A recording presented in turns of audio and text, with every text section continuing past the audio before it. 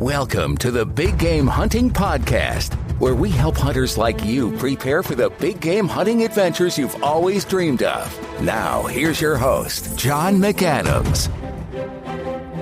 Hello, John McAdams here, and you are listening to episode 376 of the Big Game Hunting Podcast. I receive messages pretty frequently from people that want to hunt Africa, but don't quite know where to begin. In fact, a few people recently asked me for a quote-unquote Africa Hunting 101 type episode. So that's what we have here today.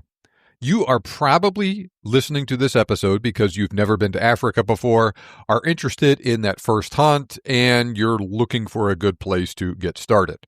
Now, not to worry if you have hunted Africa before, though, and there still will be some good information in this episode that is useful to everyone, regardless of how many times you've made that trip.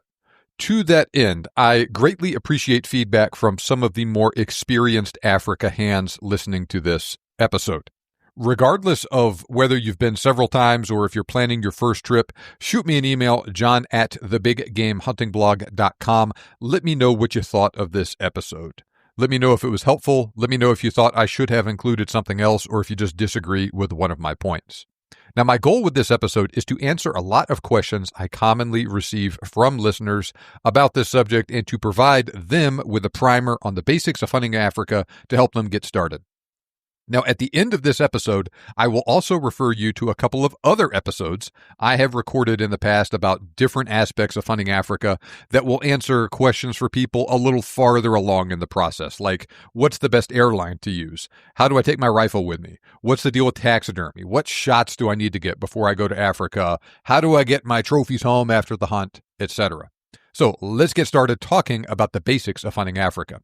Now, Africa is a phenomenal place to hunt.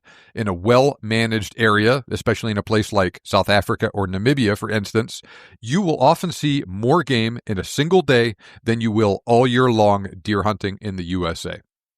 In fact, game in some places, especially stuff like impala, can be so numerous that it makes them difficult to hunt. Furthermore, though hunts in Africa are more expensive than they used to be, a plains game hunt remains one of the best bargains to be had of any outfitted big game hunt anywhere in the world. Indeed, it is true that a person can enjoy a fantastic week-long hunt in Africa and take 3 to 4 species of game for less than the average cost of a guided elk hunt in the USA, even when you include the cost of travel to Africa and even taxidermy. It is important to realize Africa is very, very large. The African continent is larger than the United States, China, India, Australia, and most of Europe combined. Africa is also very diverse. Egypt is in Africa. So is the Democratic Republic of the Congo. So is Madagascar and the Seychelles. If you watch TV, you might see people hunting game like Red River Hogs, Bongo, Lord Derby Eland, or Mountain Inyala. But the reality is those are all incredibly specialized hunts few people will ever experience. And it is very unusual to do a hunt like that for a first trip to the continent. And the people you normally see doing those hunts are people that have hunted Africa many, many times previously. But for the purposes of this episode, we'll just focus on the countries that receive the most visiting hunters each year to simplify things. South Africa, Namibia, Tanzania, Zimbabwe, and Mozambique. We'll throw Zambia and Botswana in there too, but we'll leave out places like Ethiopia, Cameroon, and the Central African Republic for now. That is still an incredibly diverse list of countries with a wide array of animals that may be hunted. You could easily encounter 10 different species of game, or even more, on a hunt in a country like South Africa. So it is easy to see how this can be overwhelming to someone just looking into hunting Africa for the first time. Where should you hunt? What species should you focus on? How long should you plan on hunting for? What time of year should you go? Well, I hope to give you some information that will help you answer those questions in this episode. So first, I recommend a manageable plains game hunt for that first trip. It's your trip. You could do what you want, but I would point people towards a basic plains game hunt in Namibia or South Africa first. Maybe 7 or 8 or 10 to 11 days for 4 to 8 animals, depending on your budget and how much time you have available to hunt. The advice I give most people is to dip your toe in see if you like it, and then return in the future if you do enjoy hunting in Africa. Because yes, you probably will want to go back after that first trip. Now, like I said, it's your trip. You can do what you want. And perhaps a third of the people I send to Africa go after something like buffalo on their first trip, and they normally do great. There's nothing wrong with that. That is just a more expensive and more involved first hunt. Now, even though most people do great on hunts like that, that's not always the case. For instance, I know a gentleman that decided for his very first trip to Africa, he was going to go straight into the deep end, go after buffalo in an area that has good buffalo hunting, but this area is known for very physically demanding hunts under challenging conditions. I talked to him about this hunt before he went over and explained to him all of the challenges associated with it and recommended that he maybe look at something else instead for that first hunt. But he said, no, I'll be fine. I'm in great shape. I do CrossFit, famous last words. And of course, he showed up horribly out of shape. He had very little mental fortitude, and he basically quit on the hunt. He spent a pile of money, did not have fun, and had nothing to show for it. He bit off more than he could chew, and he paid the price. That is why I recommend something more basic to start off with, because he might have done much better if he would have done a pretty simple, straightforward, plains game hunt on that first trip. But like I said, this really does come down to personal preference, and it is up to you to gauge your abilities and do your best to match yourself up with a hunt that you can do and you'll have fun with. And we'll talk more about that later. For me personally, I went over for plains game on my very first hunt. I had a great time. After doing that, I became more familiar with the process, became more comfortable with things, and then I returned for buffalo on my second trip. Both were great hunts. I have fond memories for each one, and I am glad that I personally did that plains game hunt first. Like I said, both hunts were great. Both were well within my abilities to do so, but I certainly feel like I had a lot more fun on that second hunt and was more comfortable with the process having had that first hunt under my belt already. Because I did make some mistakes on that first hunt that I was able to rectify for the second hunt and weren't an issue. Now, this is a good time to define a few terms I'm going to use a lot in this episode. So first, when I refer to plains game, I'm talking about basically every species of game, of big game in Africa that's not dangerous game. This does include plains-dwelling animals like wildebeest, zebra, and springbok, but also stuff like warthog, kudu, impala. Buffalo, elephant, lion, hippo, leopard, crocodile, all of them are dangerous game.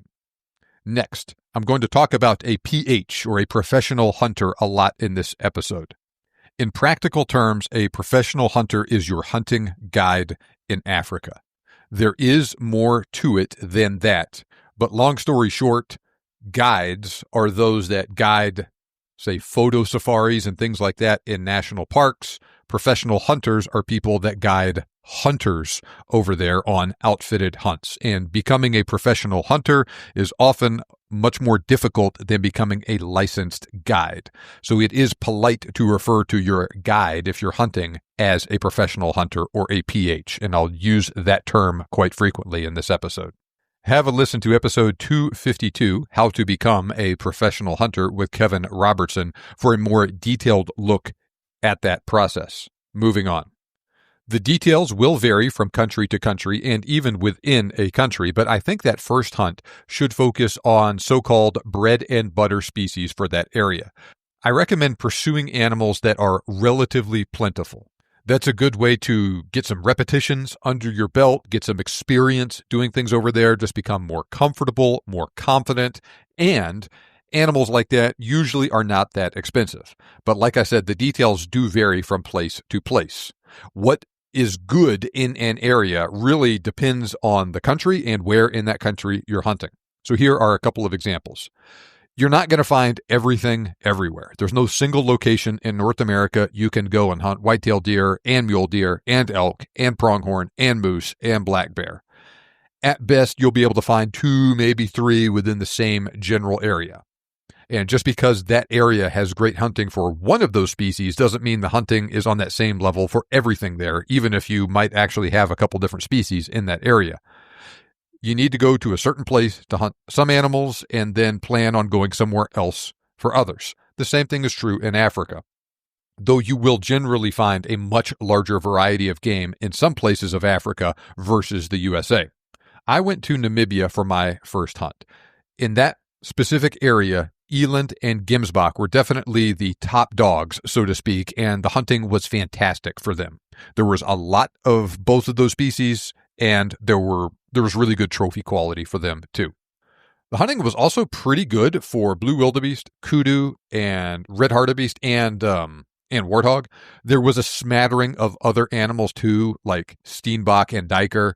That particular outfitter also had some excellent leopard hunting too, but that's a much more advanced, more expensive hunt. I don't recommend hunting leopard on your first trip over. There were no buffalo in that part of the country. Very few zebra in that exact area. No water buck there, no bushbuck or inyala, no impala either. Now, some parts of Namibia, like the Kalahari, are great for springbok too, but not as great as the best places in South Africa. This outfitter I went with in Namibia had very small numbers of springbok on his property. Now, other parts of Namibia have great hunting for mountain zebra, klipspringer, damara dik-dik, things like that. My dad shot a mountain zebra on a hunt when we went together there, and we drove a few hours from the main place we were hunting, spent a couple days at this other place where there was great mountain zebra, hunted them. He ended up getting a nice one, and then we went back to the main place after that. That sort of thing does happen from time to time, depending on what you want to hunt. Have a listen to episode 373, where I talked to my dad on the podcast, and among other things, we talk about that hunt in general and his mountain zebra. In Namibia, they mainly hunt buffalo up in the Caprivi Strip / Zambezi region of the country. There's good hunting for lechwe, waterbuck, and bushbuck there, but that part of Namibia is very different from the rest of the country, though. I have hunted the Limpopo province of South Africa several times. There's fantastic hunting for impala, zebra, blue wildebeest, and kudu in that area. There's also some other species like Gemsbok and eland there too, but there aren't as many of them. Same thing with stuff like waterbuck, inyala, bushbuck, warthog, blesbok, sable, and steenbok / duiker. Excellent buffalo hunting in that part of the country too. The springbok hunting in South Africa is fantastic in some parts of South Africa. Same thing with black wildebeest, etc., but not so much in Limpopo province. Those animals just prefer different habitats. And the areas where they live, well, you're not going to have as good a hunting for some of those other species that do really well in Limpopo. So basically, you need to prioritize. Do a little bit of research. See what these different animals look like. See how much it costs to hunt them. Learn how and where they are commonly hunted. Then pick several of them to target on that first hunt. Now, on my first hunt in Namibia, I shot a fantastic kudu, a great red hartebeest, a Gemsbok, a springbok, and a warthog. Unfortunately, the Gemsbok was just not up to par with what was available in that area. That does go to show that nothing is guaranteed, even if you hunt hard in an area where there's really good hunting for an animal. I'm not upset about it. Those are just the breaks.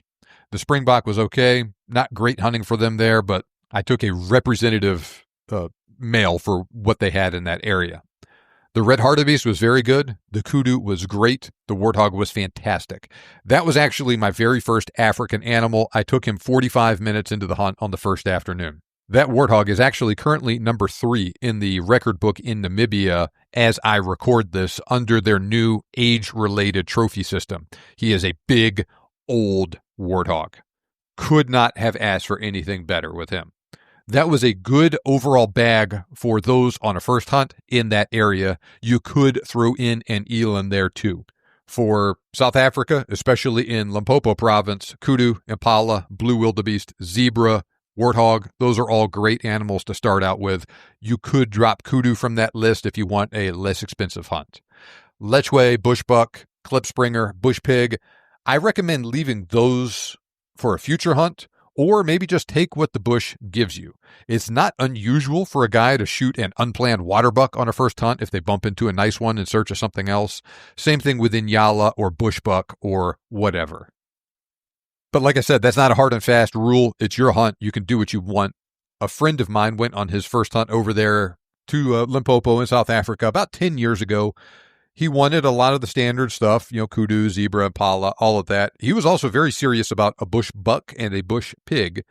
Well, he hunted hard, the hunting gods smiled on him, and he had a great hunt and ended up taking home nice trophies for both of those animals, in addition to all the other stuff that you would normally think about on that first hunt over.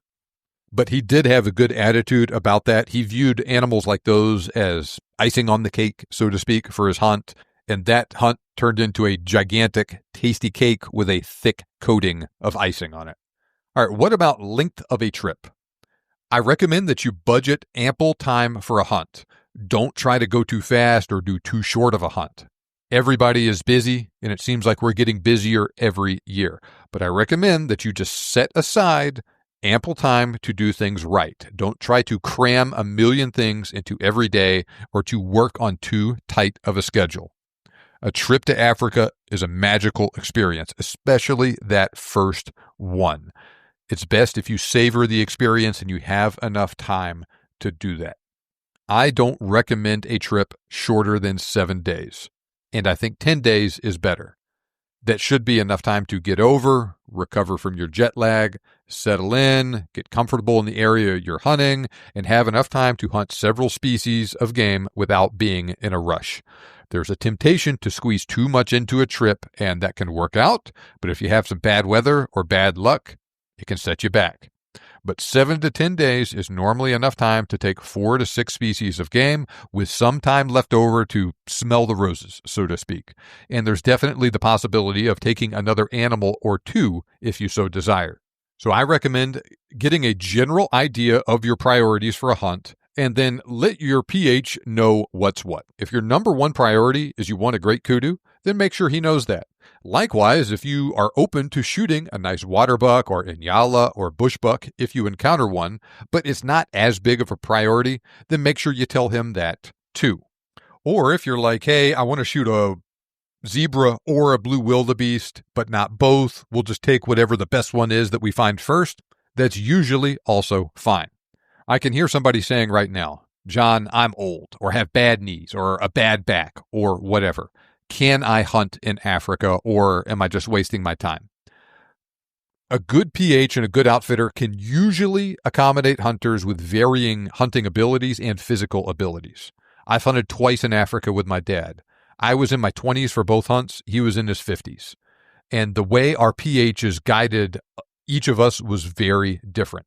My PH took advantage of my youth and good physical condition, and we hunted very hard. My dad's PH took into account the fact that he did have a bad knee and that he was in his late 50s on that hunt, and he adjusted his pace appropriately where he didn't push my dad so hard that he was just completely worn out or not having fun. It is important that you need to be honest with your PH or outfitter and make them aware of your abilities and limitations ahead of time. They, in turn, need to be honest with you about the physical requirements of a hunt. Usually, a good PH can make a plan if they know about your limitations and abilities ahead of time. And if you tell them, hey, I have a bad knee, or I have a heart condition, or whatever, they can adjust things. Maybe they go hunt a different property with you. Maybe they just go about things in a different manner with a guy who is 68 or 78 years old and has a medical condition versus a serious athlete in their late 20s or 30s. Your outfitter wants you to have a fun, safe, and successful hunt in Africa. And if you're upfront with your limitations with them, they'll either adjust things appropriately so that you have a good hunt, or they'll tell you, hey, I'm sorry, this hunt is not for you. And I've had to have that conversation with a few hunters and tell them, hey, listen, I really want to book you on this hunt, but I don't think it's safe and I don't think you're going to have fun. And they appreciated me being upfront and forthright with them about that. And if that happens, worst case scenario is you don't book a hunt you won't enjoy. Now, if you feel the need to hide a medical condition from your outfitter, something is wrong. Once again, without going into details, I had a client tell me the day before he departed for South Africa that he had a serious medical condition. The guy had a terminal illness and had very severe physical limitations, and things were very difficult on that hunt. We made a plan, so to speak. He had a safe and fun hunt. He went home happy, but that was quite a bomb he dropped on us. Now, this can extend to more mundane medical issues as well, like sleep apnea. If you have a CPAP, for instance, you need to let your prospective outfitter know ahead of time. If they have reliable electricity, it won't be an issue, but not all bush camps have constant electricity. But if you tell them about it ahead of time, they might be able to make accommodations for you, or they will save you some pain and you just won't book with them. You'll book with someone else that can accommodate that. That is a much better thing to have happen than to just show up with your CPAP unannounced in Africa, expecting there to be electricity, and there's not, and you're not sleeping well, and you're miserable, and you may also be affecting the sleep quality of the people around you as well. So to recap, yes, places can often accommodate hunters of varying ages, varying physical abilities, and with certain medical conditions, but these things do need to be discussed ahead of time. Okay, so we've talked about what and for how long. What about when you should hunt? For the most part, you're going to be hunting antelope, not deer, in Africa. Those animals don't lose their horns, so that is not really a consideration. Some countries have a legal hunting season, others do not. So, for instance, Namibia's hunting season runs from February 1st to November 30th every year. It's a very long hunting season. It's only closed during the time of year when you don't really want to be hunting anyway.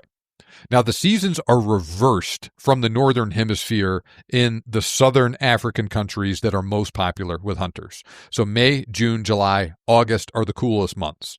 Weather is often beautiful at that time of year. Depending on exactly when and exactly where you're hunting, you can have temperatures ranging from the 30s to the 70s in Fahrenheit. Now, for the most part, in the countries we're talking about in southern Africa, the best hunting occurs during the dry season that runs from about March into November. Those early season hunts are great for those who want to pursue animals that haven't been hunted much that year, and the bush reaches its thinnest point late in the dry season, right before it starts raining again in September, October, and November. The problem is it's starting to get warm and even hot in those last couple of months. Animals can also be more skittish on those late season hunts. October and November in particular can be hot and dry. Those are physically demanding hunts. Now, I have hunted February and March, actually twice in March in Africa. Those were also physically demanding hunts. It was also hot then, but unlike October and November, it was humid and wet on those early season hunts. The bush is also thick early in the year like that. I had great trips each time I've been over there in February and March, but it is night and day different hunting in February or March versus November, and it is much easier to spot game later in the year. For instance, on that February hunt, I was hunting buffalo in Zimbabwe. That was the only time of year I could get off work to go there. We were the first people of the year to hunt, but it was rainy, thick, and hot while we were there. And it was so hot that the animals were not very active during the day. They would feed a little bit in the morning and a little bit in the evening when it was light, but they would bed down pretty early. We got on the trail of some buffalo, started tracking them, ended up catching up to them when they had already bedded down. And I was at one point so close to a buffalo, I could hear him breathing, but could not see him. So as you can imagine, that was a pretty tense couple of minutes while we very quietly and carefully backed out of there before that buffalo, and I'm pretty sure he was asleep, knew what was going on. Now, June and July are the most popular months to hunt Africa due to the weather, the fact they coincide with summer in the northern hemisphere when people are often vacationing and when it's hotter in the northern hemisphere, and the fact that those months do not coincide with the hunting season in North America. That's a good balance of a lot of things in a lot of places. The bush is starting to open up at that time of year, but there's still not too much hunting pressure. And like I said, the weather is beautiful then. Cool and sunny. But the downside is that is a very popular time to hunt. Those dates often fill up first on a calendar for the outfitter. Now, really, I wouldn't say there's a quote-unquote best or a truly bad time to hunt overall, but there can definitely be a best time for you to hunt. Even those February and March hunts were fine, but like I said, they were hot and physically demanding. If you don't like the heat or you're not in especially great shape, then don't go then. April and May are nice months. The 2023 podcast hunt was in May. It wasn't very cold, wasn't very hot. The bush was starting to thin out. The impala were rutting then. That was a cool experience. We had an excellent hunt. Now, the kudu rut in April and into early May, and when they are rutting, they start to act like white-tailed deer during November in the USA, and they throw caution to the wind. Kudu are normally very elusive creatures, so it is easier to hunt them when they're acting like that.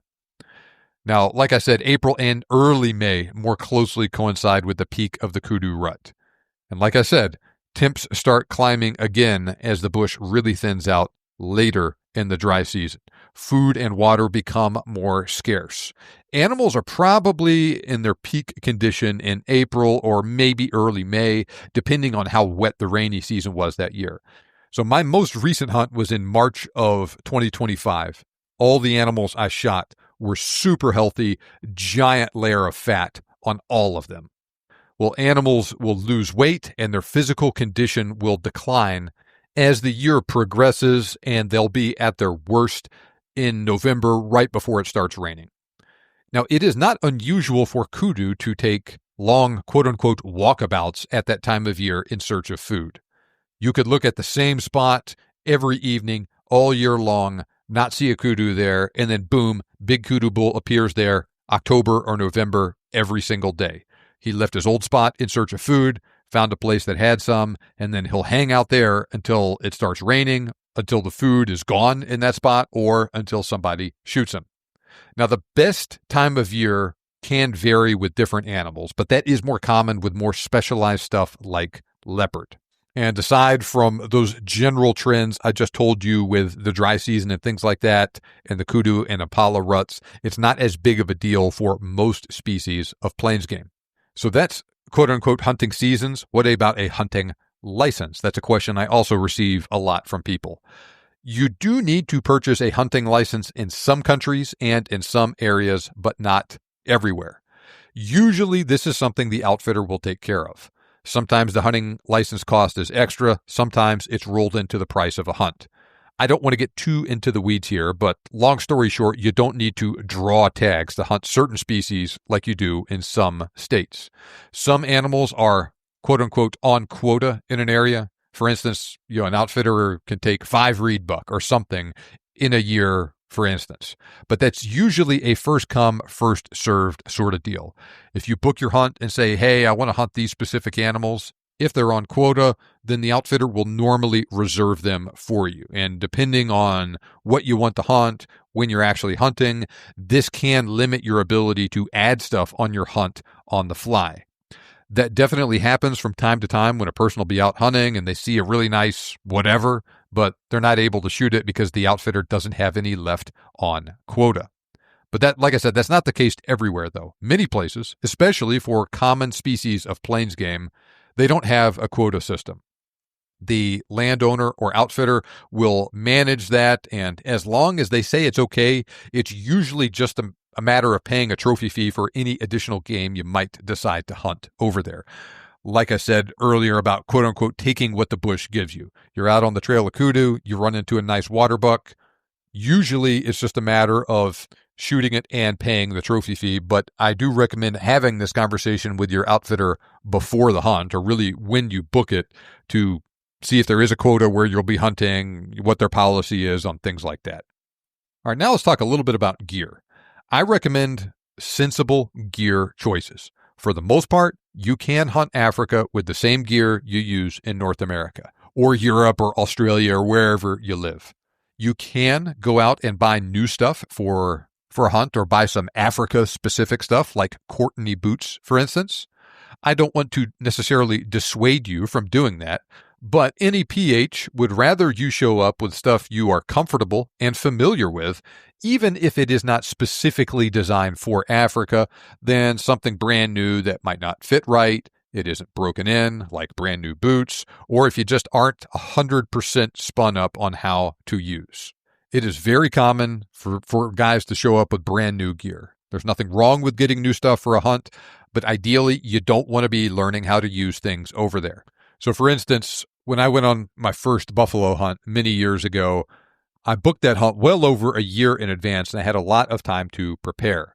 I got a Ruger Hawkeye rifle in 9.3 by 62 to actually hunt with on that buffalo hunt. I used that rifle for the entire previous hunting season. I shot a black bear with it. I shot a white-tailed deer with it. I shot a couple of hogs, all of that before my buffalo hunt. I spent a lot of time at the range with it. And the end result was, by the time my hunt in Africa rolled around, I was thoroughly familiar with that rifle. Everything worked great with it in Africa. In that same vein, I also wore hunting boots on that hunt in Africa that I had used literally all year. They were broken in, they were comfortable, piece of cake on the hunt.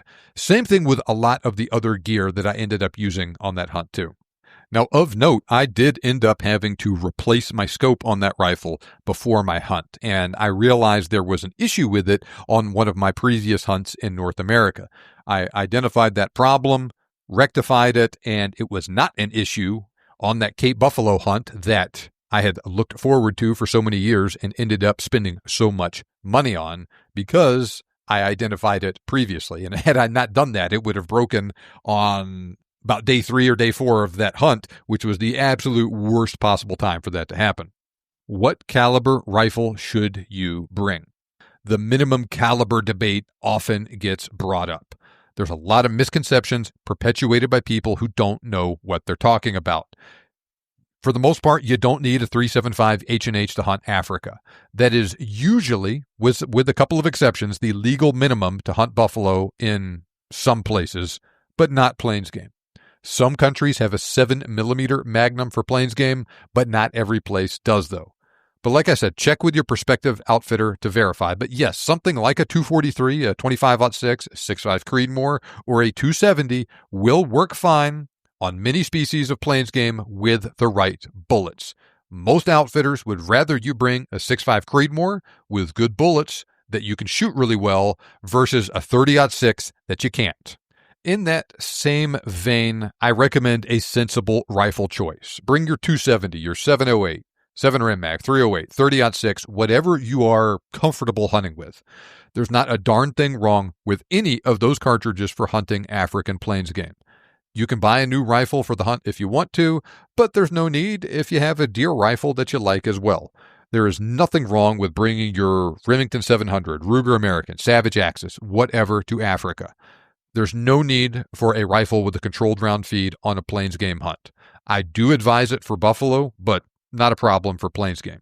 The key thing here is to use something you are familiar with, is reliable, and you can shoot well. Leave your Federal Blue Box or Winchester PowerPoint ammo at home.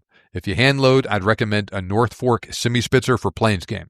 You can get them in the typical calibers, 6.5mm, 270, 7mm, 30 caliber, etc. They also make bigger bore stuff for use on dangerous game. If you're hunting buffalo, I recommend that semi-spitzer for the first shot, followed by their cup-pointed solid for the follow-up shots on buffalo. If you don't hand load, use factory ammo loaded with something like a Nosler Partition or a Barnes TTSX. Those are wonderful bullets for Africa. I would not use Hornady Precision Hunter ammo on a bushveld hunt either. If you're hunting in the Free State or the Kalahari where shooting ranges are longer, sure, but I would not recommend the ELDX bullet up close, especially on the bigger and tougher species of plains game. To that end, have a conversation with your prospective PH on typical hunting ranges or the distances that you're normally shooting at on a hunt. There are exceptions, like the Kalahari and Karoo I just mentioned, but usually shots in Africa are not very far. Outside of a couple of exceptions in very specific spots in those hunting areas, 50 to 150 yards, maybe 200 yards was pretty typical in the places I have been in Namibia, Zimbabwe, Mozambique, and South Africa. On this most recent hunt I was on, I shot animals at about 30 yards, about 55 yards, and 70 to 80 yards. That was an early season hunt, so things were a little bit thicker and those shots were closer. That'll open up a little bit as the year goes on, but we're still not talking very long-range shooting for the most part. But like I said, there are exceptions. Have that conversation before your hunt. More so than being able to shoot stuff at really long range, it is important that you're able to shoot accurately standing off of sticks. Most of your shooting in Africa will be done in that manner. You won't be shooting from a bench. You won't be shooting from the prone, not from an elevated stand for the most part. This is often a big pain point for people on that first hunt over there. Shooting from sticks is not difficult once you get the hang of it, but the first couple of times you do it can be a little tricky. Practice doing that at home. Work out the kinks before your hunt. That will shorten your learning curve when you get over there. Okay, moving on from that, what about bringing your family with you on a hunt in Africa? There's pluses and minuses to doing that. My dad brought his wife, my mom, to Africa on his first trip over. I've brought my wife, my mother-in-law, and my kids to Africa on various trips. There are places I feel comfortable doing that, and there are also places I would strongly advise not doing that. Fly camp for buffalo? Probably not. Other places in Africa, especially many of the outfits in Namibia and South Africa? Maybe. It depends on the place. It depends on your family. I have hunted alone. I've hunted with my dad. I've hunted with my wife. I've brought my kids. I've hunted with friends. All of those were good hunts. All were different, though. You need to consider what experience you want, because bringing your spouse and or kids along is a completely different experience on a hunt versus you going alone or with a couple of buddies. I had one guy ask me about bringing his soon-to-be wife to Africa on a hunt for their honeymoon. I would say if your significant other is really into hunting and is really excited about hunting Africa for a honeymoon, maybe, but make darn sure they really want to do that. Otherwise, I wouldn't recommend it. I'd say make your honeymoon, and then do the hunt in Africa separately. Africa is a cool place. There's lots of stuff to see. Now, my wife doesn't really hunt, but she enjoys the experience. She likes meeting interesting people, seeing the unique country, trying different foods, and of course, seeing all of the animals in Africa. I made time to take my family to some non-hunting destinations while we were there. I went to Kruger Park the first time my wife and I went to South Africa. I took my wife, mother-in-law, and kids to Marakele National Park on my most recent trip. There was beautiful scenery up in the mountains. We saw rhino, we saw klipspringer, etc. there. I'm really glad we did that. Same thing with the Kruger Park trip. The scenery isn't as stunning in Kruger Park, but there is an amazing variety of animals there. My parents went to Etosha National Park in Namibia when they went over together. They had a similar experience. I highly recommend something along those lines if you bring family on a hunt. That does take time away from hunting. It does have the potential to add expense to the trip, but I think it's worth it. But you just need to make sure that however you're setting it up, it's done in such a way that everybody has fun and has a good experience. Speaking of which, regardless of whether you go alone or you go with friends or family, soak up the experience. The hunting is fantastic in Africa, but there is also a lot more to a safari than just shooting a bunch of stuff. Enjoy eating the food there and immersing yourself in the culture. Go out and look at the stars at night and just see and experience stuff you literally cannot experience at home. As far as the stars go, the Southern Cross is not visible in the Northern Hemisphere. For other stuff, enjoy seeing those African sunsets. Enjoy seeing the birds, the plants, the reptiles, the other mammals you won't hunt, etc. When I took my family to Africa, among other things, we saw honey badger, genet cat, and bat-eared foxes. That was a really cool experience. For the most part, different people will enjoy different things about a hunt. For instance, my daughter enjoyed seeing the birds in Africa much more so than anything else. My son, on the other hand, enjoyed seeing the bigger animals like buffalo and wildebeest more so than anything else. So different strokes for different folks. But we did a variety of things, saw a lot of different things, and everyone had their own specific thing that they enjoyed the most about the trip. I was talking to my mom about this the other day, and she's just been to Africa one time 20 years ago, and it was just her and my dad. I wasn't with her on that trip, but it was, even after all these years, it still made quite an impression on her. She told me that seeing and experiencing Africa was like seeing nature in its purest form, the way God intended it. She was especially impressed that there was almost no artificial sound. While she was there, there was just the sounds of nature, the birds, the bugs, an almost spiritual experience. And she said seeing those African sunsets was like nothing else she had seen anywhere else in the world. She said that she has been a lot of places, seen many beautiful things, but nothing touched her like Africa did. Now, to change the subject a little bit, I receive a lot of questions about safety in Africa. From the first time I went over nearly 20 years ago, many of the people I told about that upcoming trip acted like I was literally going to the end of the earth and I was going to be killed and eaten by cannibals there. I took my mother-in-law on that recent trip with my family, and some of her friends and other close family members acted the same way. They were saying they were really worried about her, all of that stuff. Africa has a reputation as an exotic destination where wild stuff can happen. There's weird diseases there, there's dangerous animals, and of course there's the possibility of being the victim of a crime or a terrorist attack. By and large, this is not something you need to worry about, but the details vary a lot. Some places over there are very dangerous. I darn sure would not hunt in northern Mozambique right now, for instance. But most places, safety is not an issue. Every outfitter is going to do everything to provide a safe experience for their clients. The good meet and greet services and hotels that cater to hunters are all located in good areas, and they provide safe and comfortable accommodations and transportation. Johannesburg and many other big cities in Africa are indeed dangerous. They do have high crime rates, but just like in the USA and Europe, there are dangerous and safe places within each individual city.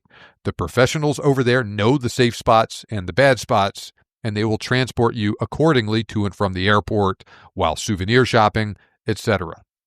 I've been in this business for over a decade, and I have hosted hundreds of clients without a single safety issue. Okay, John, I believe you with safety and all of this. Africa sounds like an awesome place, but I've heard a couple of crazy stories of people going on a hunt in Africa. Things just turned into a disaster. They got ripped off. Their trophies never made it home. What do you have to say about that? I've seen and heard a lot of stuff being in this business. Sometimes people just vent to me about something they're dealing with. Sometimes they're looking for help or just to get my perspective on things. Sometimes people just send me other stories they have encountered because they think I might think it's interesting. Things like that certainly happen from time to time. I will also say the truth is oftentimes more complicated than it first appears. So first, there are definitely stories of people getting metaphorically skinned with their taxidermy. I won't go into that in detail in this episode, but listen to episode 264 where I talk about the logistics of hunting Africa, specifically about taxidermy, for more details. There are also instances of trophies not making it home for whatever reason. There were massive industry-wide issues with this during COVID. By and large, that has been resolved now. Problems with trophies not making it home are very, very rare these days. Usually that is a symptom of some other problem. Like in any other industry, there are some genuine criminals out there that will usually catch up with people eventually, but it sometimes takes a while. So here's an example. I'm not going to tell you the name of this outfitter because he has since gone out of business, and you'll find out why here in a second. But long story short, this outfitter took one of his clients, had a big hunt on some land owned by someone else. That in and of itself is not necessarily a problem, and it does happen from time to time. They had a great hunt. The hunter paid the outfitter, but the outfitter did not pay the landowner. The landowner said, "I'm not releasing these trophies until I get my money from you." That is sort of like a person renting a house, paying their landlord, the landlord not paying their mortgage, the house getting foreclosed, and then the renter getting evicted. In this case, the outfitter blamed it on the government. "Oh, yeah, this is Africa. The government's, not issuing permits from your stuff. What can you do?" As you can imagine, the client was understandably very upset about that. Fortunately, things did eventually catch up with that outfitter. He's no longer a business. You don't have to worry about booking with him. But I feel bad for all of the clients that got entangled in that, not knowing what was going on. Cheap hunts are the number one source of problems in Africa. Let me say that again.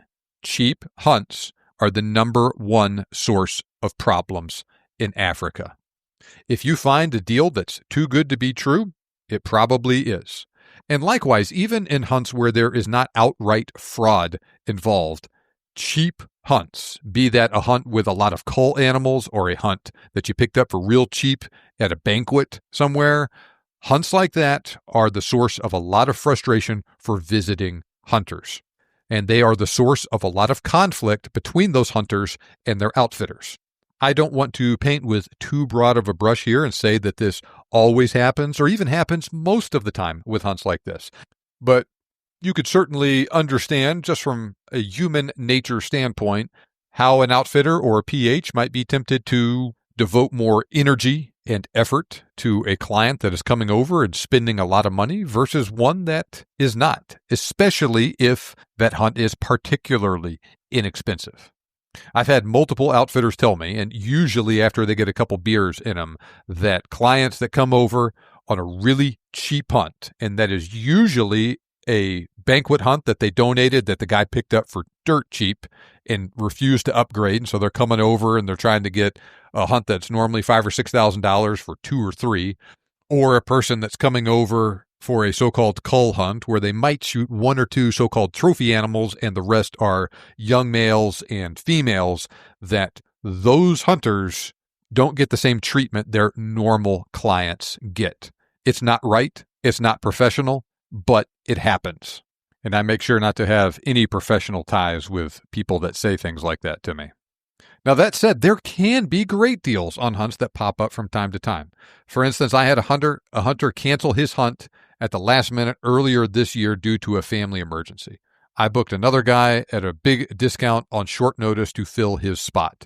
That new guy got a great deal on a hunt. He had a fantastic trip. Situations like that are unusual, though, and this guy was only able to take advantage of that great pricing because I randomly had that cancellation, and I rarely do, and he was able to go over for a hunt in Africa with less than 1 month's notice. Now, another way that you can possibly get a great deal on a hunt or possibly get really taken advantage of is hunting problem animals.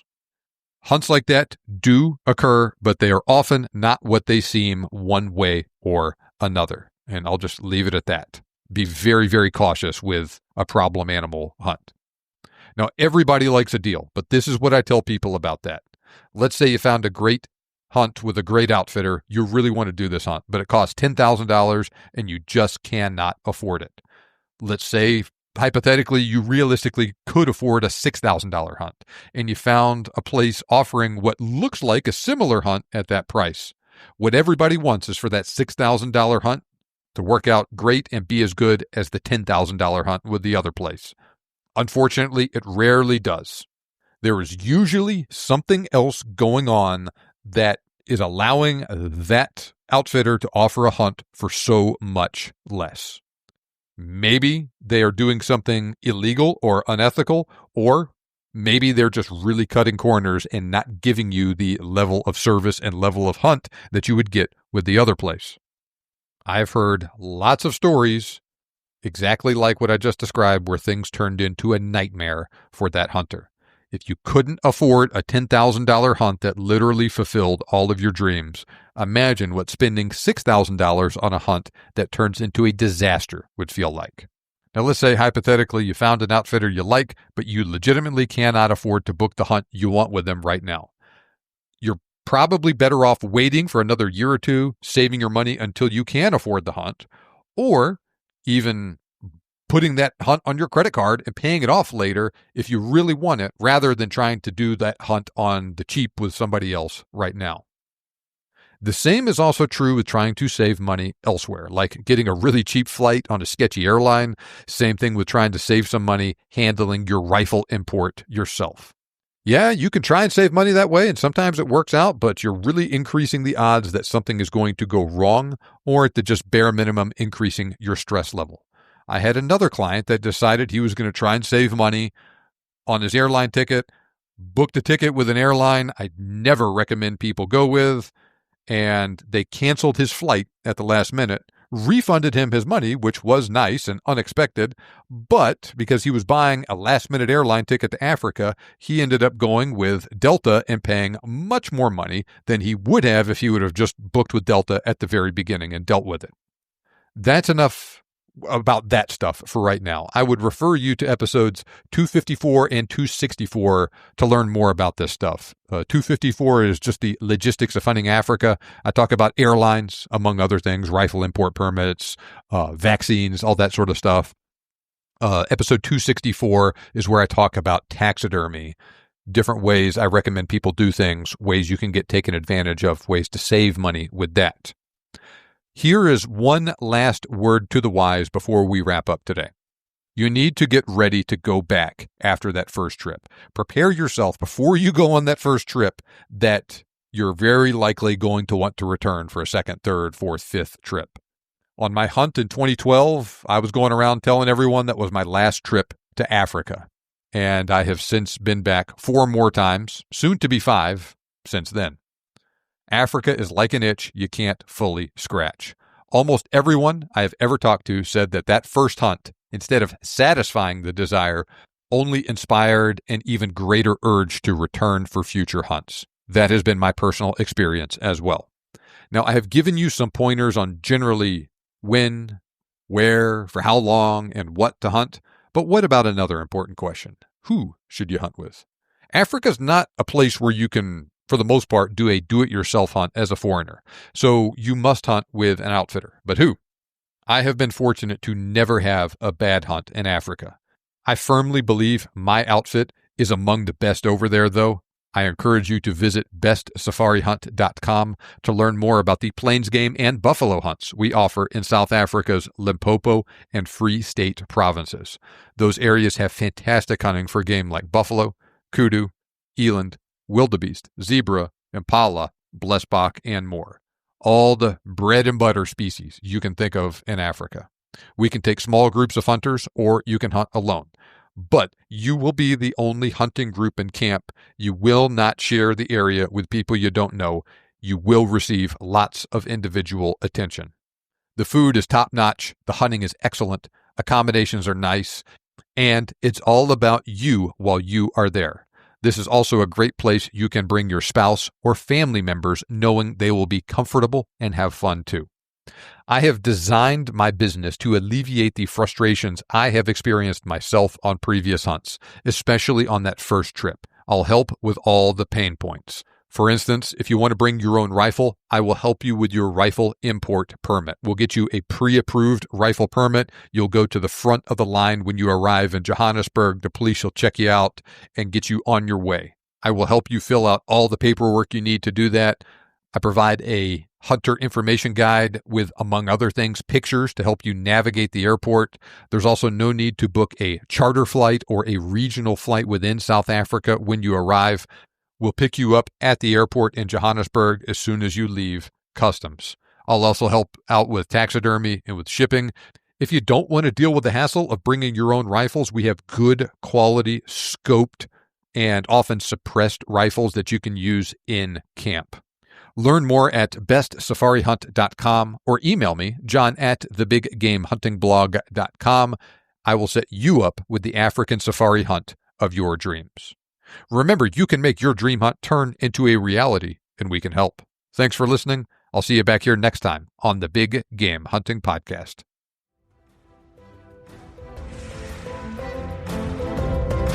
This show may be over, but we have plenty more for you on our website. For more information on today's topic, as well as lots of other useful hunting resources, head over to thebiggamehuntingblog.com. We look forward to having you back for the next episode. But until then, happy hunting.